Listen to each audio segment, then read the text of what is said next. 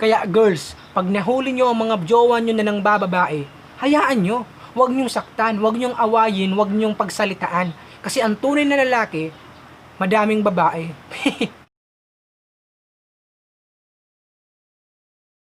Bakit kaya tayo mga lalaki, pag nahuli tayo ng mga babae or mga jowa natin na ng bababae tayo, di agad tayo nagsasabi ng totoo?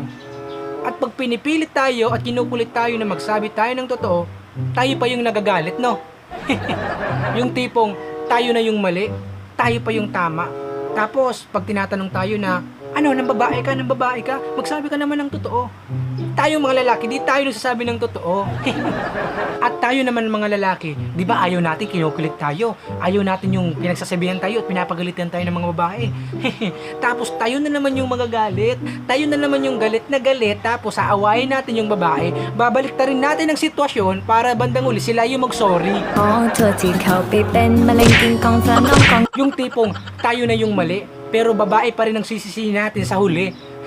Kasi ganun tayo mga lalaki. Ayaw natin magsabi ng totoo, kaya babae na lang ang aawayin. Di ba boys? Ganun tayo.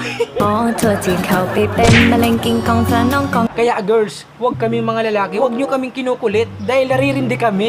Kasi kahit anong maling gawin namin, tama pa rin kami. Kasi mga lalaki kami, hindi kami nagpapatalo. Ganun kaming mga lalaki. Kaya girls, makinig kayo ha. Kaya girls, pag nahuli nyo ang mga jowa nyo na ng bababae, hayaan nyo. Huwag nyong saktan, huwag nyong awayin, huwag nyong pagsalitaan. Kasi ang tunay na lalaki, madaming babae.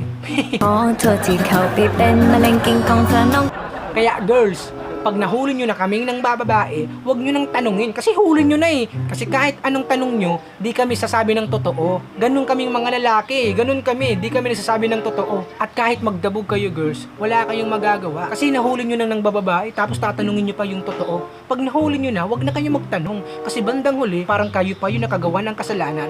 Kahit kaming mga lalaki naman ang nakagawa ng mali. Ganun kaming mga lalaki. Kaya para sa mga babae dyan, pag nahuli nyo na yung mga jowa nyo ng bababae, hayaan nyo lang.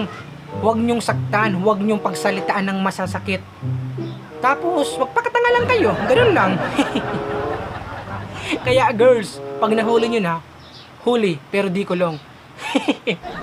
Okay ba?